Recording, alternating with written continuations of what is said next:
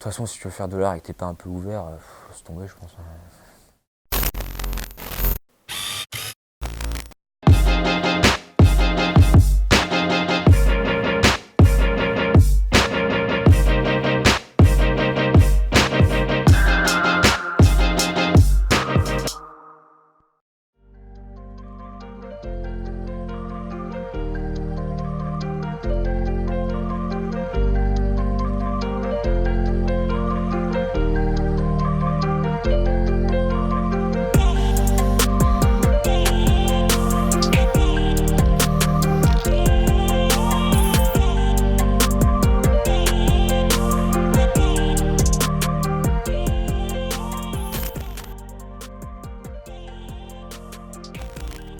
Alors, je m'appelle Paul, mon nom d'artiste c'est Mia et je suis un peintre.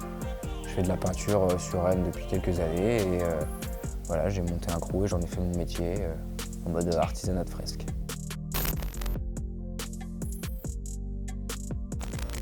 Je viens de Vendée, j'ai grandi dans le sud de la Vendée. Je suis venu faire mes études à Rennes et puis j'ai adoré la vie, j'ai adoré l'ambiance.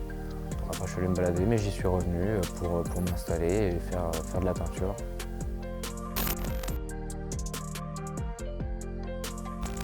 Des études en art à la fac, donc j'en profite parce que c'est souvent décrié. Donc Rennes 2, niveau art plastique, moi j'ai trouvé ça cool, voilà.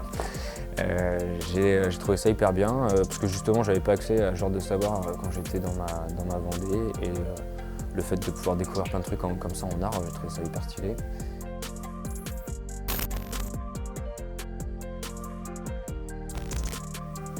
Surnom contracté de quand j'étais petit et du Pokémon Miaous. Et je l'ai gardé longtemps, puis après je l'ai contracté parce que Miaous pour faire de l'art sérieux c'était pas terrible, faut quand même être honnête. Moi j'aimais le dessin en arrivant à l'école, on m'a montré qu'il y avait des gens qui faisaient de la photo, qui faisaient de la sculpture, qui faisaient de la peinture, j'ai trouvé ça génial. Je me suis dit j'ai envie de tester des trucs, et puis le graffiti après, l'art numérique juste avant, enfin tu vois des trucs comme ça. La sculpture aussi, donc voilà, ma pratique c'est ça. Quand j'ai le temps, parce que je suis quand même centré sur la peinture du fait de mon boulot, on fait des fresques qui sont des fresques décoratives mais qui sont des illustrations la plupart du temps avec les copains de la crèmerie. Donc je continue à faire des illustrations et de la peinture, c'est vraiment le cœur de ce que je fais parce que c'est aussi ce qui me fait gagner ma vie. Et voilà. Donc ça reste super central.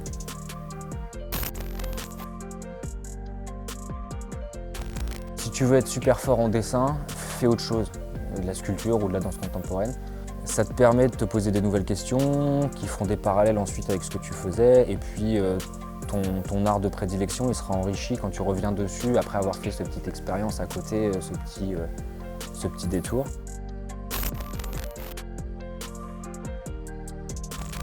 Finalement, qu'est-ce que je fais pour faire simple? Je prends un tas de déchets parce que ça fait bien sens de les récupérer à notre époque. J'en fais un cerf parce que c'est le dernier animal noble qui peuple nos territoires, tu vois, genre on n'a plus d'ours, on n'a plus de loups. Je lui mets une auréole parce que la lumière c'est cool, que les ronds lumineux c'est cool aussi et que comme ça il y a un petit côté fantomatique.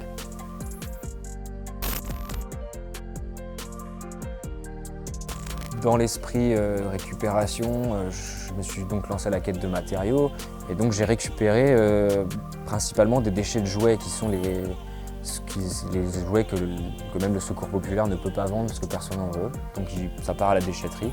C'est la même démarche, c'est des objets c'est pas possible que ce soit la fin de leur vie, surtout qu'on en vend encore dans le commerce, ils n'ont pas été utiles assez longtemps. Et en fait, c'est par rapport à cet objet en particulier, c'est que c'est poussif. Tu vas sur une aire d'autoroute pour prendre de l'essence puisque tu en as besoin pour ton trajet, jusque-là on reste dans le raisonnable. T'as faim, tu achètes des chips, on peut continuer à comprendre. Tes enfants s'ennuient, tu leur achètes un carnet de coloriage, admettons, mais le flingue qui est en vente dans cette station d'autoroute, ça donne quand même une image particulière, tu vois, genre, voilà. Donc sur le sujet, tu vois, ça peut me chauffer, mais c'est vraiment ça l'idée, Kids with Gun. Qu'est-ce que ça dit sur notre société, tu vois, c'est aberrant.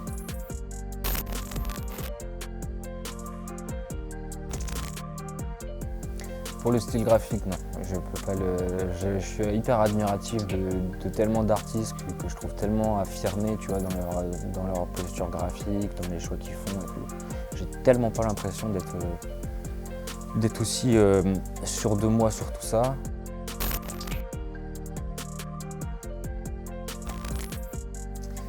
Les influences, bah, la réponse de d'habitude, tu vois, la vie au quotidien, parce que ça nourrit ce que tu fais, puis ça te nourrit tout au niveau des émotions.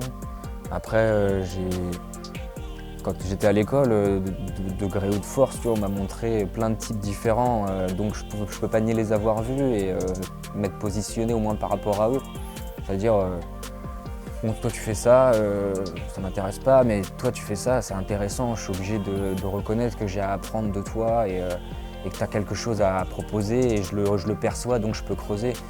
Mais ouais, plein de trucs intéressants. Après, là, il y a le fait que maintenant, on est avec les réseaux sociaux, ça change grave la donne aussi, parce que tu as un accès direct à l'intégralité des productions mondiales de tous les mecs qui ont un téléphone, ce qui fait pas mal de gens, pas tout le monde, mais ça fait pas mal de gens. Donc là, c'est une bibliothèque. Je sais plus si on parle d'influence, on va parler de mouvement, quoi.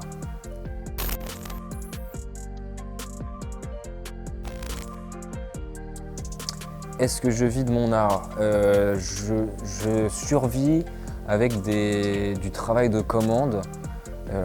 Tu compares ça à les fresques décoratives, comme ça a toujours été un métier depuis longtemps.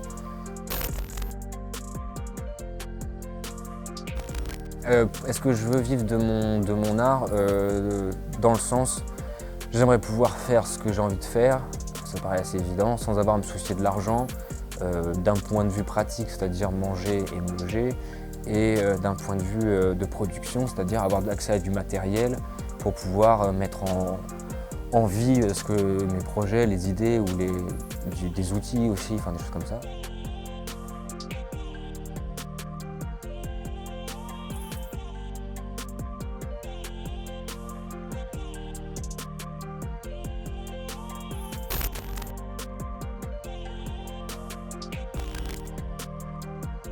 Et bah de rien, merci de vous intéresser à moi les gars. Je fais des trucs, mais si personne ne me regarde, ça sert à rien, donc ouais, c'était cool, merci.